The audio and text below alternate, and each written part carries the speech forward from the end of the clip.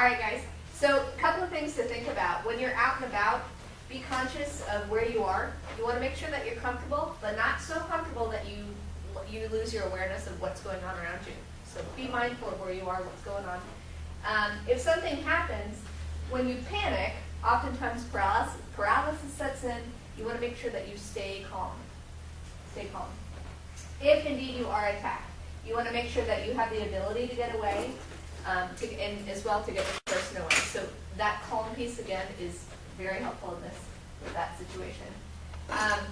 We just talked about some of our body's critical points: the elbows, the wrists, the meat of the body. Think about what those critical points are if somebody does attack you. If you are out and about and something happens, what is the word that people respond to if you're being attacked? Fire. Yes. Remember, it's not help. If it's not help, people will not respond. They don't want to be responsible. They'll run. It's true. They don't want to. They don't want to attend if you say help. But if you say fire, everybody will just swim on it. So make He's sure you getting do around that. 30 seconds. Car crash. Make sure you breathe, calm. That helps you think as well. Be conscious of your body language. The more that you are confident within yourselves, the other people won't want to mess with you. So I gotta share this. We're not 15 seconds. So my friend Dennis, he and I went out. We got into a little disagreement. Alcohol was involved. There was 4 of them, 2 of us. He put his hand in his pocket and turned sideways.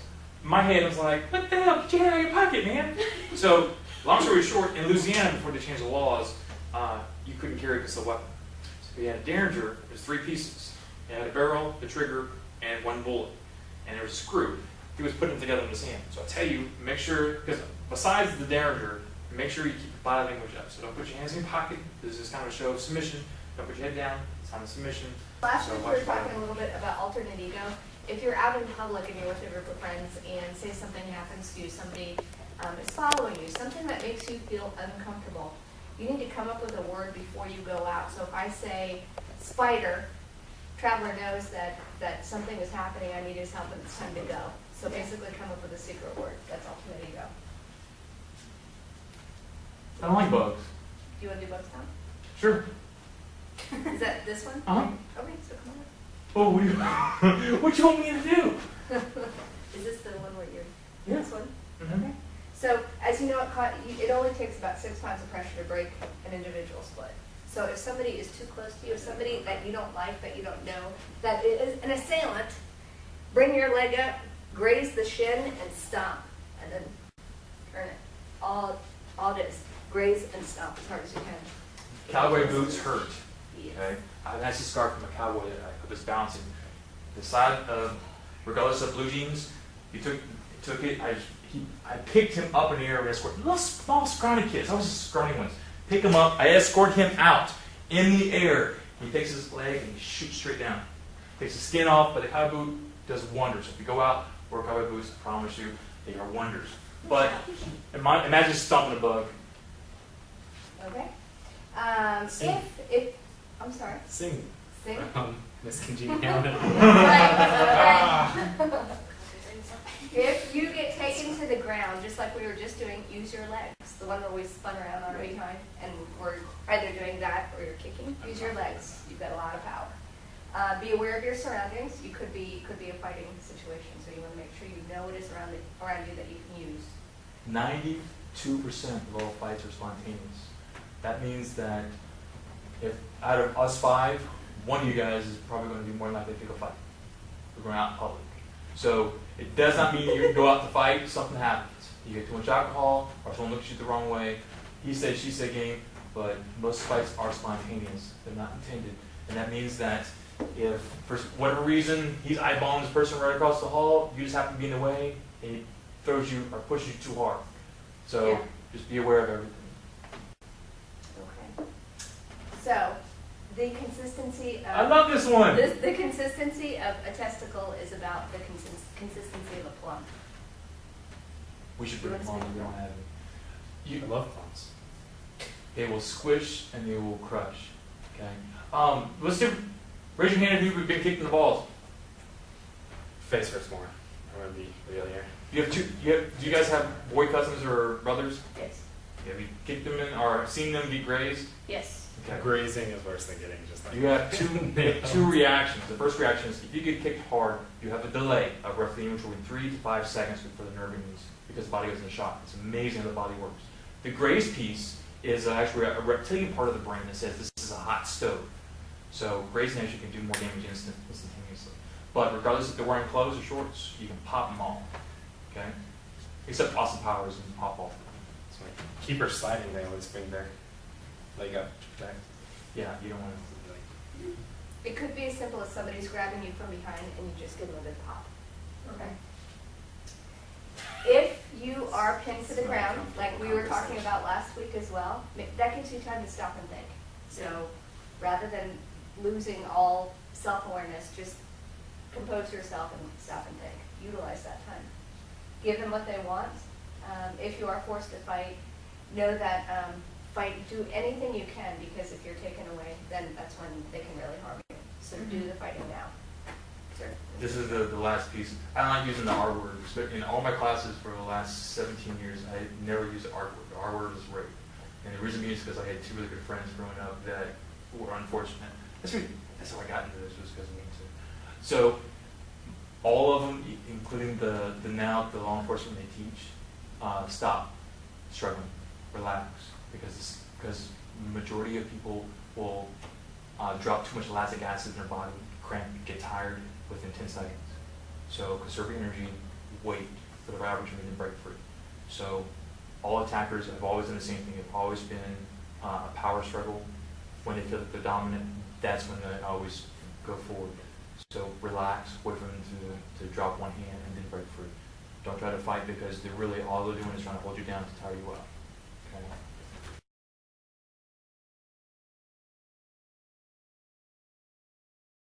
That's just one hand. Okay. No, Not even I was bombarded. gonna have you So- take and put a virus protection on it for There me you and go. install a new Windows There you on go. it for me So later bar here. versus no. But I want to get it all Just working right lay here first before you do versus- that. Oh, yeah. Because Because if you it can if utilize it your can't be arms fixed, and then there's no point. So to utilize the guard, you're using your legs and keeping them in close towards you. If you're just laying down, you can't. There's not much you can do to keep them in. You're utilizing your legs. You're squeezing them in. You've essentially got them trapped. If you have your ankles laced around their waist and you have them locked, that gives you leverage, and it allows you to be more mobile. You essentially can slow their movement down by using your legs and controlling them, by keeping your legs locked around their waist, compared to just using the ground and using gravity to try to control them. It's a lot less effective that way. It's more effective than to have them in, keeping your legs around their waist and keeping them trapped.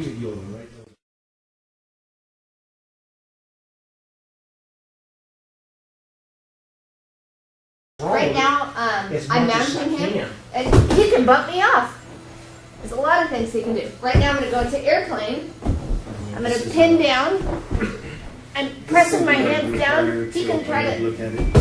Okay, so I'm in airplane. I'm pinning him down. I've got my You arms. have to keep it turned to those. I've got my arms higher and low. Because I go up and use the one at I'm going to swim through with one I arm, just need it straight swim down. through with the other. So he's gonna. I'm Sometimes gonna very swim abusive through. with this computer. and I don't push. understand it. I'm low.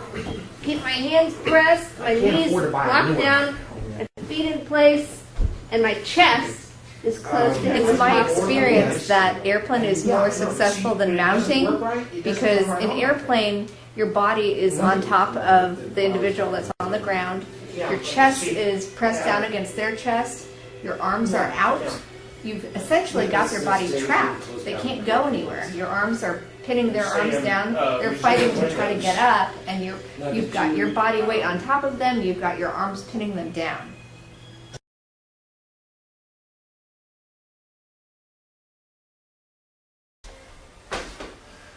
For all the classes that we teach in self-defense, there's multiple schools of thought that to be the best fighter, you need to be able to stand up, you need to be able to have a verbal combat, and you need to be able to fight on the ground. I agree with all that. The one piece that we always try to reiterate is that everything's always designed now with multiple attackers. So many videos now on YouTube and so many different domestic violence are all happening with more than 2 people. So with all that, if he and I are in a confrontation, I'm the bully. He doesn't, and we're in public, he doesn't know who's with me. If I take him to the ground, he still needs to be conscious of getting up because I have 2 other friends. As well, he needs to make sure that he can put his back towards the wall because he doesn't know who's with me. So that really is the last kind of point to stress. What we always focus on is always to be aware of multiple attackers. And it is designed that if you get on the ground, try to get up as quick as possible. Again, it really is, he doesn't know who else is with me. So if I have 4 or 5 friends, he doesn't see him, he gets to the ground, he's going to get stung. So it's very important you want to get up.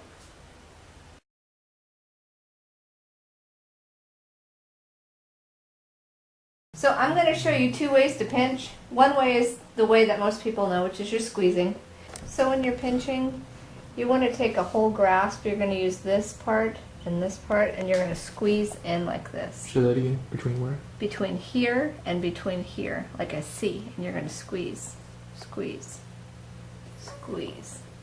Ooh, sorry.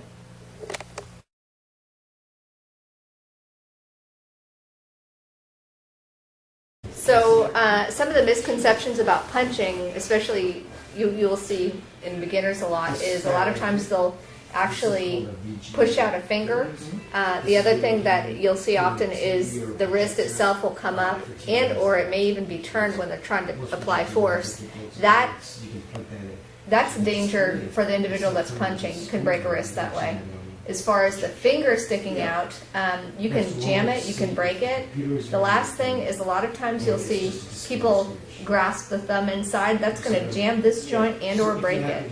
So to properly punch, you want to make sure that this is straight all the way from front, all the way through, and that you're punching with these 2. Yes. So, and the last thing is that a lot of people, beginners, you'll see will punch with the pinky and with that 4th knuckle, and there's no support there, which they will end up breaking their hand if they do that. The support relies on the first 2. Okay? So essentially you want to have that support with the ulna and the radius, and that's punching with the first 2 knuckles. So for individuals that don't have experience with punching, we always train them with palm heel, which is basically like an open hand. One of the reasons being is that when an individual is confronted in a situation and the adrenaline starts pumping, it's a lot easier to do a palm heel than to throw a punch, because it's actually harder for the body to react and close that fist in that situation. Unless you've had a lot of experience punching and have had history doing it, it takes a lot more repetition and control in order to do it properly than the first time of an individual actually just doing a palm heel. It takes a lot more experience and time to be a striker, meaning a puncher, than just simply doing a palm heel. All right, Mr. Adam, you are up. All right, let's talk about hitting. Huh? Can you talk? I'm going to do more than that. I want to show you some things as well. How long do you think a fight lasts? Think it lasts 10 minutes? Oh, no, they can go on all day. They can go on all day sometimes. Sometimes they do. Most fights, for the most part, will end They go real quick. real quick. Real quick, about 10 seconds. We're going to talk about punching.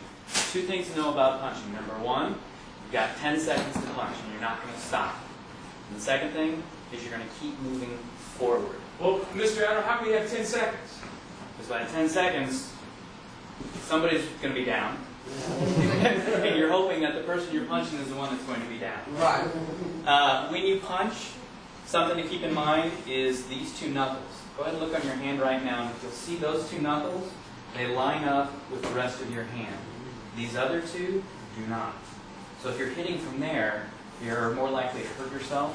But if you're using those 2 knuckles, you've got your whole arm that's going to give you power. Let's talk about your little friend thumbing here. You don't want to have your thumb on the side. Where do you want to put it? I tuck it in. Yeah, tuck it in, exactly. You want to protect it. Actually, it'd be better to put it right here as opposed to cup it over.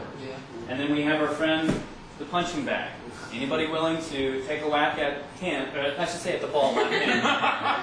But what you're going to do is you're going to punch for 10 seconds. The two things, you're going to punch and keep moving. So the idea... I'm going to show you. So for 10 seconds, go ahead. Anybody want to count it out? 10, 9, 8.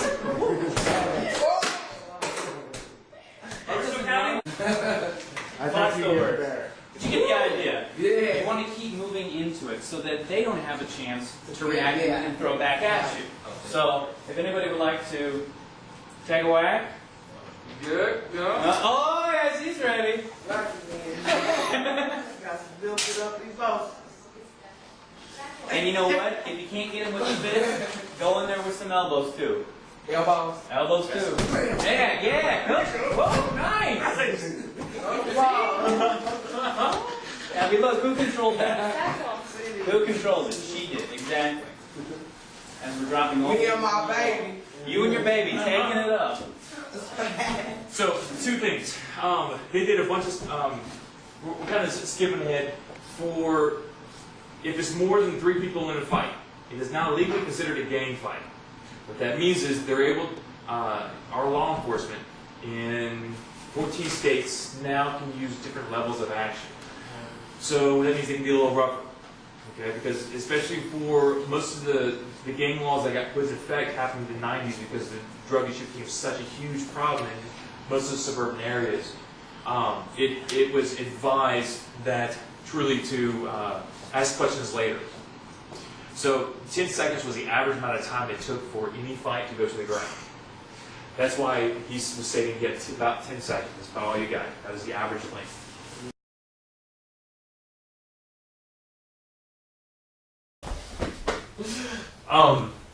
This next section is if you're out in public and someone is getting a little verbal, they're engaging you.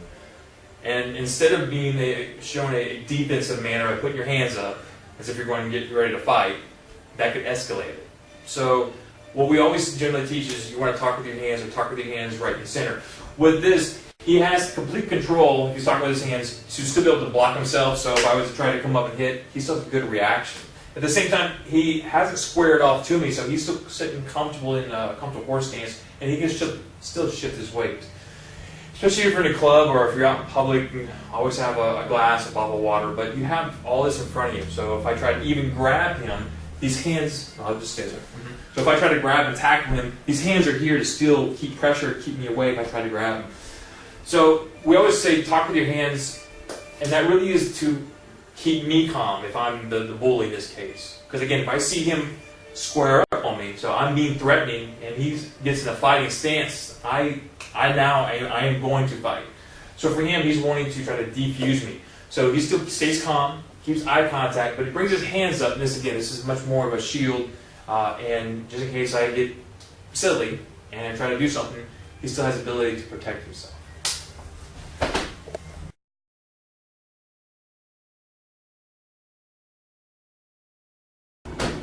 So this section is for how to judge distance. Pretty much what we define here in the West as your comfort zone.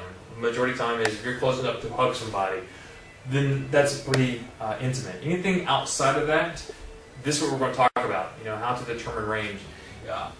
Most commonly in the West, we have a lot more space compared to places that are a lot more populated, such as some cities in the East. And it's a lot more uncommon to be this close to someone all the time, especially when we're walking down the street. So a lot of folks have different levels of what's comfortable for them, but we're going to talk about how to judge distance. Most commonly for strikers or people that are boxing, with 2 hands extended out, touch your fingertips. This typically is as close as you want to be to somebody before you can engage them, before having to worry about a leg or a foot. So the exercise that we typically do is we go and get in a comfortable fighting stance or boxing stance, stick our hands out, and what I want to do is I want to try to keep the same distance between himself and me. So as he steps forward, I want to try to keep and match the same space. If I step forward, he wants to try to keep the same distance. And we would eventually just be walking around, but this exercise really is just to make sure that you are able to keep distance.